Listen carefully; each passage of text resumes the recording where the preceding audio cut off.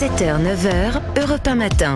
Le livre du jour, Nicolas Carros, ce matin, vous avez sélectionné le nouveau Olivier Adam. Qui s'appelle « Il ne se passe jamais rien ici ». Ça commence avec Antoine. C'est lui qui raconte, il vit dans un village près d'Annecy, sur les bords du lac. Il n'a pas un sou. Il a bientôt 40 ans, mais il fait pas grand-chose de sa vie. Il est logé dans un appartement familial, mais c'est un studio au-dessus d'autres appartements loués aux touristes. Et son père lui interdit donc l'accès au jardin pour que les locataires en profitent. Et l'interdiction de faire du bruit dans l'escalier quand ils sont là. Il traînasse en fait, Antoine. Il prend des petits boulots quand ils viennent. Son copain Alex, par exemple, l'emmène parfois dans sa camionnette pour aller vider une maison à la demande d'un propriétaire pour vendre ensuite des objets à la brocante.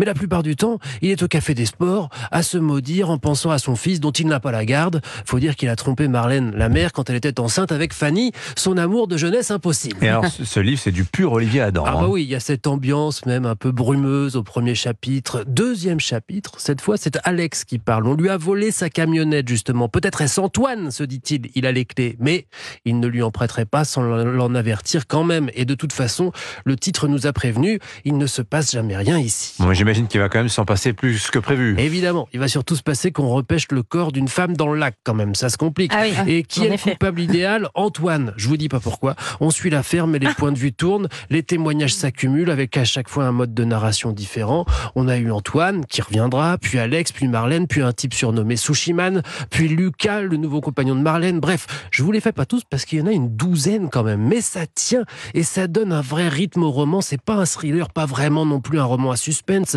mais on ne le lâche pas parce que ça sonne juste. Voilà, il ne se passe jamais rien ici. Le nouveau Olivier Adam chez Flammarion.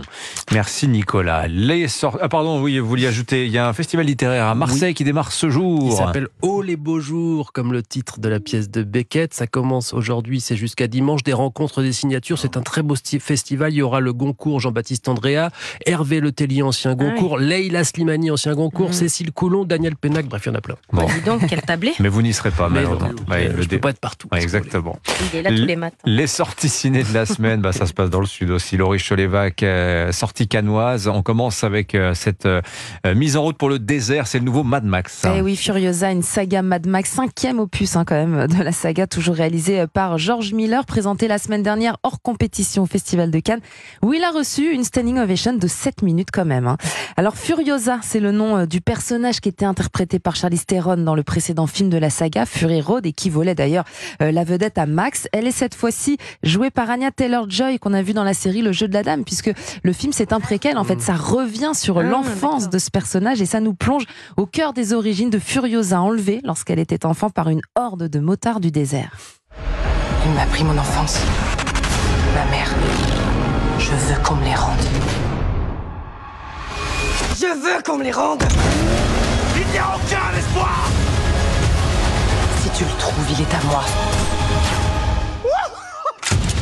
Une bande-annonce qui donne très envie. Le but du film, en fait, c'est de nous faire comprendre la trajectoire, le traumatisme de Furiosa, mais surtout ce qui va nourrir cette quête de vengeance.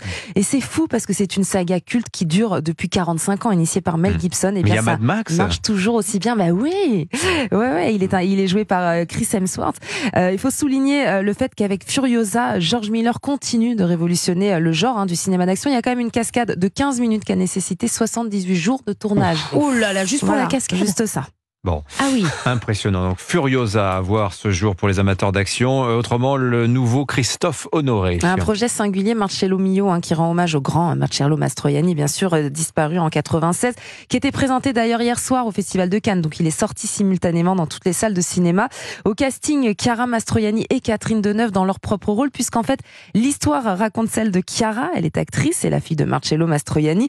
Et le temps d'un été, elle se dit qu'elle devrait plutôt vivre la vie de son père. Elle s'habille comme lui, elle décide de parler comme lui, de respirer comme lui. Elle le fait avec une telle force qu'autour d'elle, tout le monde se met à l'appeler Marcello. C'est comme s'il me hantait. Enfin non, plutôt c'est comme si c'était moi qui étais devenu le fantôme de mon père. Il te manque, c'est tout. Mais Chiara, tu peux m'expliquer ce que ça t'apporte de faire ça? Ça me rend heureuse. Dis-toi qu'elle est comme une somnambule et faut pas la réveiller brusquement. Alors, c'est un film étonnant, émouvant pour parler de cet héritage paternel.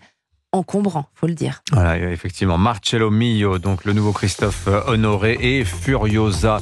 Il joue le docteur Dementus, Chris Hemsworth. Oui, voilà, c'est ça. Il est méchant autour des noms terribles.